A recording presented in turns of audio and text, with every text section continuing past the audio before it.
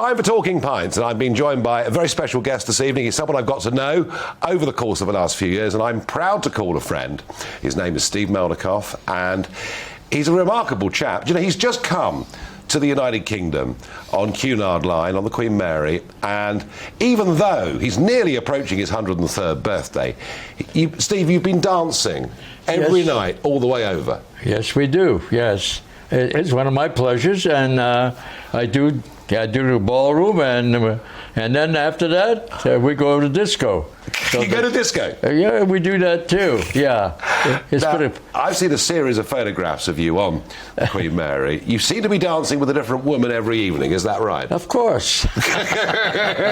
Well, I have to say, whenever I've met you, you're always full of energy and vigour, and if you're not dancing, of course, you know, one of your great loves in life is, of course, the game of golf, isn't it? That's right. I still play, yeah. And not as much as I used to, but I'm a little selective. And I don't hit the ball too far. And Tim wants to buy him a new set of clubs. I said, what I need is a new body. But you're still playing, you're still enjoying the game. I do very much, yes. And you've been breaking your age for many years at golf, haven't you? Yes, I haven't done it this year, but most years I've been able to, before the virus, I started about 80. But that would be on a special day when everything went right. Just when a pro shoots about a 61, and I'm shooting 100, right. Steve, it's a very different boat journey I was going to talk to you about than Cunard and coming over, on which you're now one of the great celebrities, and they love having you on board, which is terrific. But I'm just wondering, you know, you're a man in his mid-20s, you've been trained, you're ready to fight, and it's June 1944, you're going in, you're climbing down rope ladders, you're getting into a landing craft, you're going in to Omaha Beach. What do you see, what do you feel at that moment? Well, we had training, and in the States we had 17 weeks. We came to England, and we trained for another 5 months in St. Ives. Lovely. And so we were well prepared. My division even had an assault, a bit of beach training at Slapton Sands. I missed it by a month, but we trained. And to be truthful, I can't tell you exactly my emotion, but I'm sure I was apprehensive. Yes, indeed. Yeah, and the scenes on Omaha must have been beyond description. Yes, yeah. Well, there were tanks that were busted up and bodies all over, because the 116th regiment went in first, and the 115th second, and we were the third one. So we saw a lot of that was there. It was a horrific battle. Yes, indeed it was. Yeah. So by the time you got there, bad stuff had happened already. Yes. But you've just got to get your head down and keep going. Yeah. And that's what you're trained for. Yeah. It was a tough day, because many of the things that they planned didn't come exactly right, because there was a current went from west to east, and it sent many of the units to the wrong places, and so forth. One was sent to the right place. That was the 116th, a B company. And very unfortunately, there was a National Guard outfit. They're all from the same area, and they had horrendous casualties. Yeah. Well, of course, the film Save It Private Ryan was about one family losing a lot of people, and it kind of brought Omaha Beach to a modern audience in a very dramatic Steven Spielberg way. You've been back to Normandy. Yes, many times. Many times. And I've visited Omaha, and the beach is pretty much as it was. The American Memorial and Cemetery is, astonishing in terms of the way that it's been put together, the way that it's maintained. There's 8,000 people there. Right. 8,000 people in that beachside cemetery. How did you come through it, Steve? Well, whenever I come to France and Normandy, I know those are the people that fought. They're the real heroes. I wear this outfit. It's in respect to those people, and it's to honor those people, because those were the people that fought. The Army, the Navy, married, all mixed in together, even a few ladies, and they're the ones that fought, and I respect them, and I go to honor them, because that's the reason that I'm here right now, is because those people made it possible to be here. And I also tell that it's also the reason why we have had this 78 years of peace and prosperity, because of that, by the greatest generation. And that price they paid. And yet, of course, it isn't just about Omaha Beach, because once you're off the beach, and you're into Normandy, you're fighting hedgerow by hedgerow, field by field. I mean, the Germans didn't turn and run, they fought all the way back. And you kind of 10 days in, you were very seriously hurt, weren't you?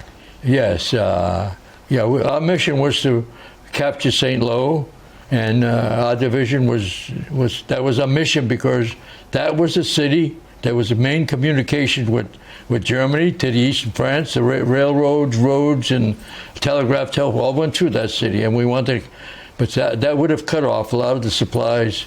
And we were supposed to take St. Lo in 5 days, but it took a month and a half.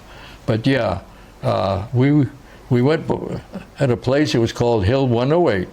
My regiment was right on that ridge, and that was our target. And first day we went as far as 4 miles.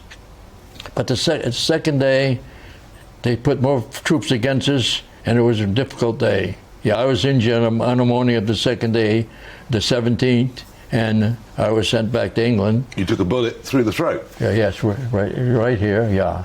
And, well... It just must have missed all the important bits. Well, I did what I had to do, you know. My lieutenant was killed right alongside of me by a machine gun, the same machine gunner. And you have to do what you do, and I just bandaged up, I laid down, bandaged, and walked to the aid station, and they flew me immediately to England for surgery and stuff. And for recuperation, yeah. But before long, you're going back to France to rejoin the 29th Division. Right. And you keep on going. Yes, we keep on going. You keep on going. It never ends. How much fighting is there? Are there big gaps in between battles? How does it work, Steve? Well, in our case, the 29th Division was constant combat. The only time we stopped when there was a river or there was some really heavy fortification that we'd had to have help. Otherwise, we went through Omaha Beach in northern France, and then into Central Europe, and then actually Rhineland. And we were there when we met the Russians at the Elbe River. Yeah, that was an extraordinary moment. It must have been an extraordinary moment. And it was interesting. I was talking to one of your veteran colleagues who was a prisoner of war, and he was saying how relieved he was to be liberated by the British, and not by the Russians.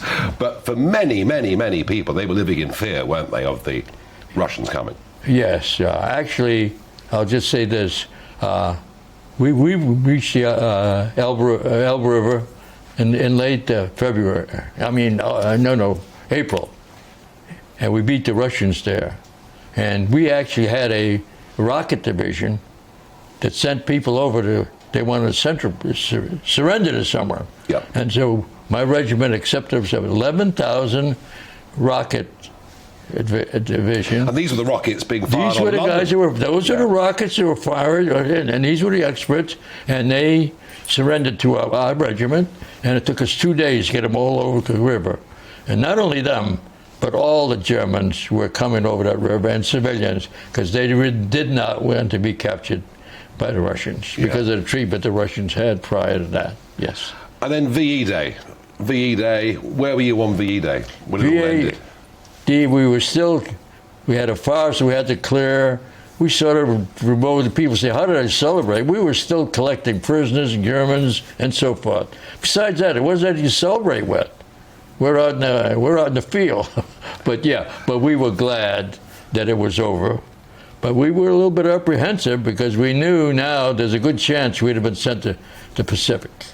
But instead, we were sent to the Bremerhaven enclave, and we were on occupation for 6 months before it was my turn to go home. I mean, was it shocking to see the devastation in German cities, to see what had happened? It was. I had a mission where I delivered prisoners later on through Hamburg, and it was nothing but brick and mortars for mile after mile after mile. Well, there's another case where the 8th Air Force did a great job for us, and they were told what to bomb, and some people said, shouldn't have bombed this. They bombed where the factories, the ball bearing factories, and the factories they were doing, supplying the outfits that did the most damage to us, Does mankind ever learn, Steve? Do we ever learn? No, I don't think so. And I live apprehension about what's going on right now, because I just have a sort of a feeling that this is almost a repeat of 1939. With Putin taking more ground. Yes, each time. A little bit at a time, and challenging us, and we're sort of backing off. We don't know where to go, or this and that. We can't send this. I would send it all. You can't fight a war with them doing everything they want, and we're supposed to be restricted.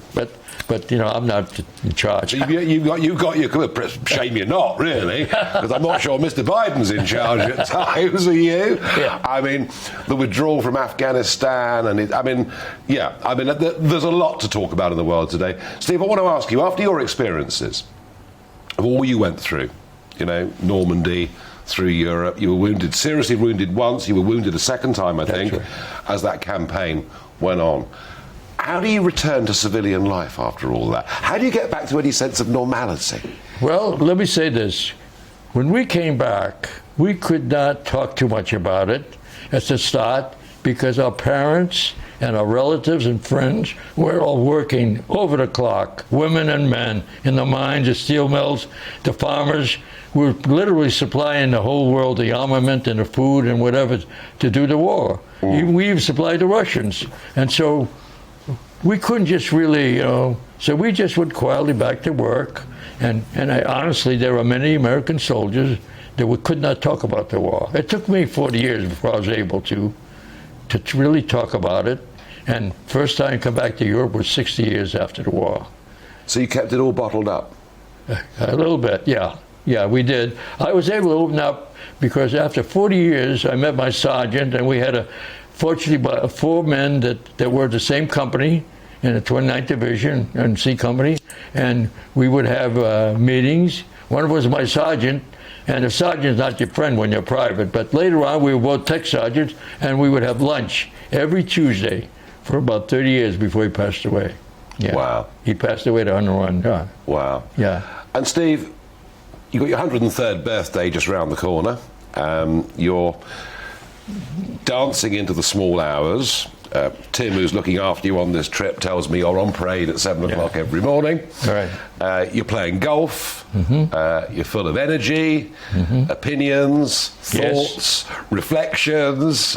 You love being... I've seen you. I've been with you in the hotel bar in Washington when all the girls are around. What's your secret? How have you got to this age? Well, and to be in the state, in the good nick you're in? I have always had a positive attitude, and I'm sure I have good genes. And over the years, I think I lived in a time where the food was more wholesome than it is now. And you do not you may retire from your job, but you can't retire from life. You decide when you want to retire at 62, 65, but you have to do something. You've got to work the brain, you've got to work the body, and if you don't, you go downhill. So you have to keep going. I did that. I had a little business for a while, a hobby business, and I'm still doing stuff, playing golf, and just remember, I play golf, but I don't work out. I play golf, that's what it is. The other job you've got, and it's a very important job, is to keep alive the memory of the price people paid for freedom, to educate a younger generation. Yes. That actually, all these great things haven't come for free. They've come with great sacrifice. And I can't think of anybody to go around and to spread that story and to honour the memory of those that you fought with. And Steve, it's an absolute pleasure to have you on this programme, and I'm very proud to know you. I want to thank you. I'm glad to do this. Thank you. Thank you very much. Steve Melnikoff, ladies and gentlemen.